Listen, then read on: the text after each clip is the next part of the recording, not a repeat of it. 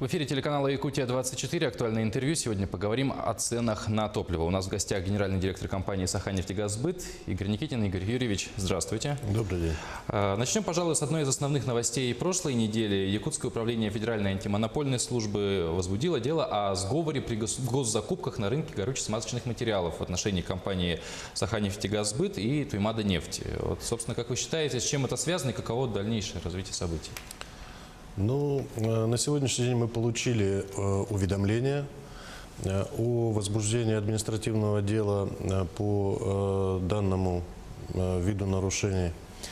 Материалов пока, характеризующих причину возбуждения этого дела, обосновывающих данное нарушение, мы не получили.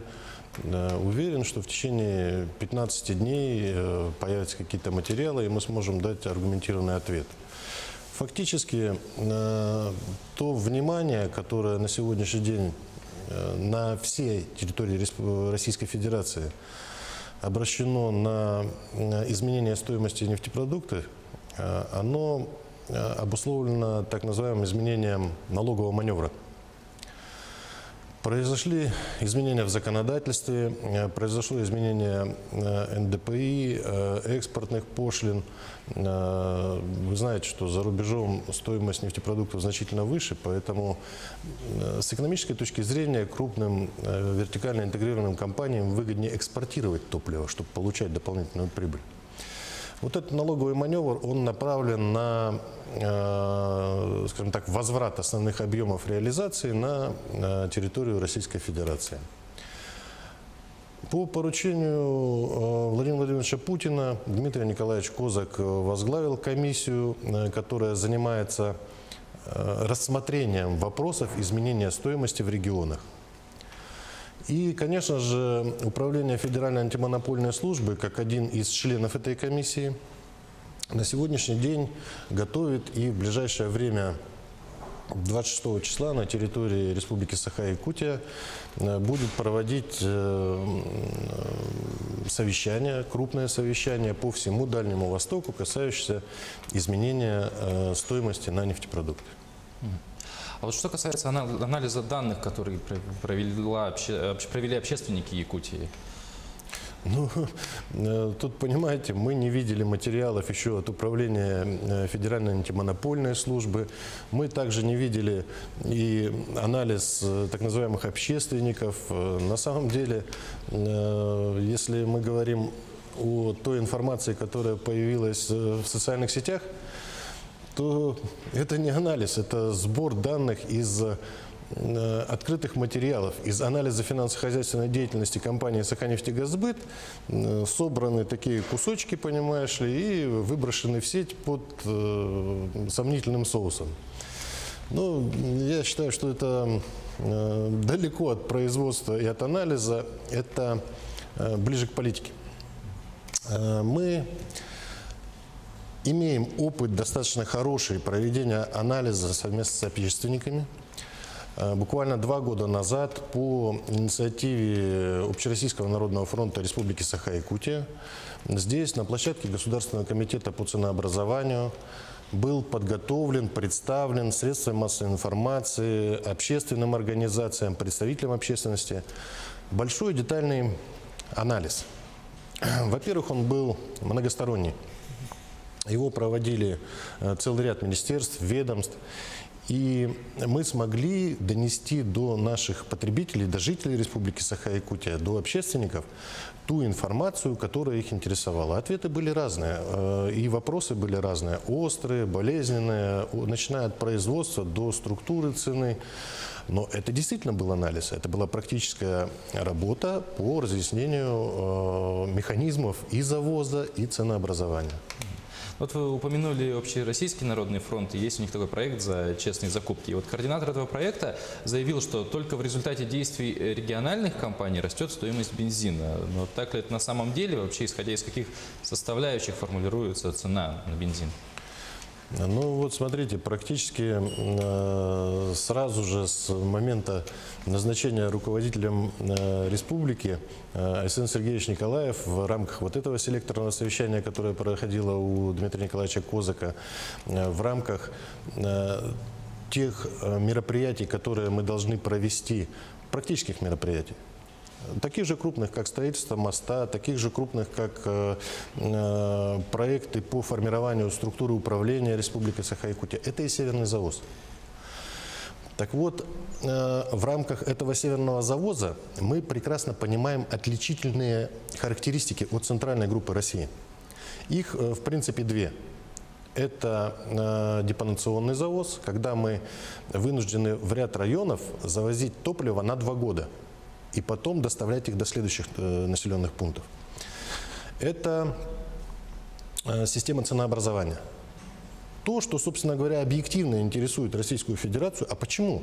В одном из субъектов, на самом деле это не в одном из субъектов, это целый ряд субъектов, там, где отсутствуют вертикально интегрированные компании крупные, происходят другие экономические процессы.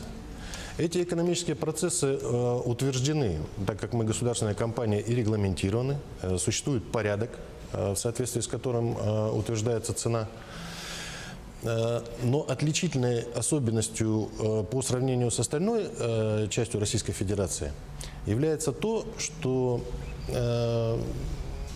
там изменение цены происходит постоянно на небольшие доли. Близость нефтеперерабатывающих заводов позволяет приобретать маленькими партиями 60 тонн, 120 тонн.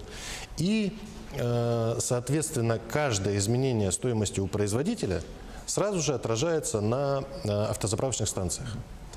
Для нас же, когда мы формируем северный завоз единожды в период навигации, вот сейчас мы формируем, практически завершили первый тур навигации,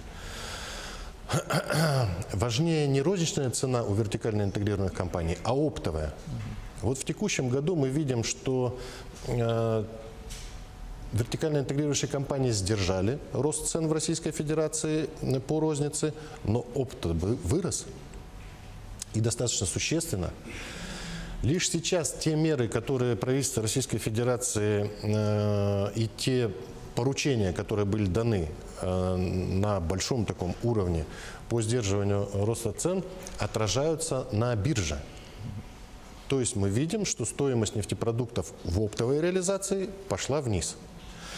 Здесь включается регулирующая роль и правительства, и руководства Республики Саха-Якутия. Мы об этом говорили и именно этого ждали.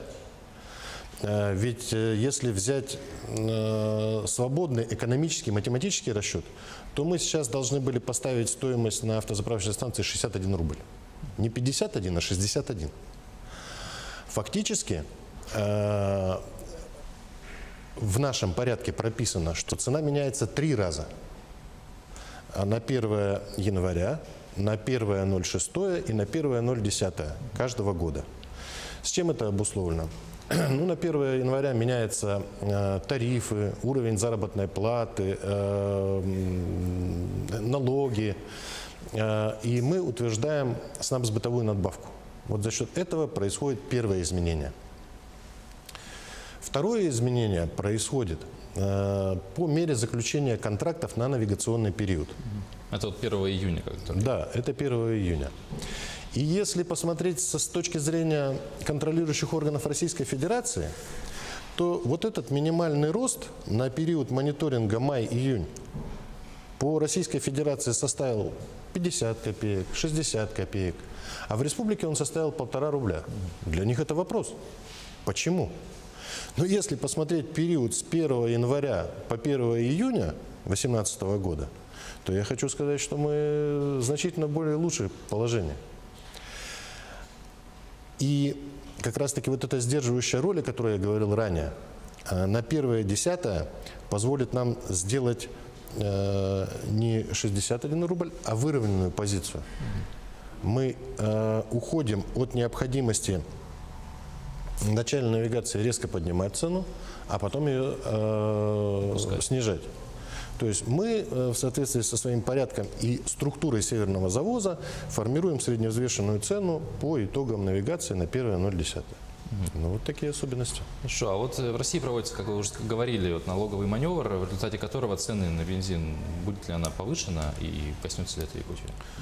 Ну, я вам уже сказал, что оптовые цены за короткий период с 1 января по 1.06 по всей территории Российской Федерации за счет вот этих мероприятий повысились на 13-8 тысяч.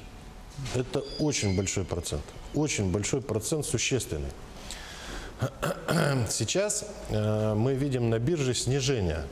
Оно связано с теми мерами, которые предполагается принять по снижению ставок акцизов.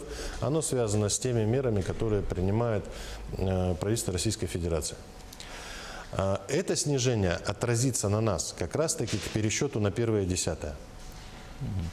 Вот на 1 октября. Да, на 1 октября. Мы получим средневзвешенную цену по навигации. И в соответствии с нашим порядком будем пересчитывать. Конечно же, рост будет. Вы понимаете, что сейчас мы имеем выпадающие доходы, и эти доходы необходимо будет восстанавливать, приводить в соответствие. А вот на фоне повышения цен у производителей топлива, какие вам видятся варианты по как-то контролю за ростом цен? Нефтепродуктообеспечение в республике – это такая уже устоявшаяся система. Вот смотрите, с приходом железной дороги мы поменяли схему завоза в центральную группу районов. Она уже практически действует, и буквально в сентябре этого года мы запустим Нижнебестягскую нефтебазу, филиал компании «Саханефтегазбыт». Мы рассматриваем и подготовили дорожную карту по следующим направлениям. Есть внутренние причины, есть внешние факторы. Да? Внешний фактор – это изменение цены у поставщика. Внешний фактор – это изменение банковских процентных ставок. Но наличие собственных оборотных средств – это внутренний фактор. Фактор, которым Республика Саха-Якутия, собственник, это правительство Республики Саха-Якутия, может распоряжаться и регулировать. Вот такие мероприятия по снижению кредитного портфеля, по поэтапному выходу на нормальный уровень ценообразования. Ведь в цене нефтепродуктов у нас практически 7 рублей составляют проценты по кредиту. Вот на эту составляющую мы и должны влиять. Хорошо, Игорь Юрьевич, спасибо большое, что ответили на наши вопросы. Я желаю успехов вам в работе. И напоминаю, что это было актуальное интервью. Оставайтесь с нами.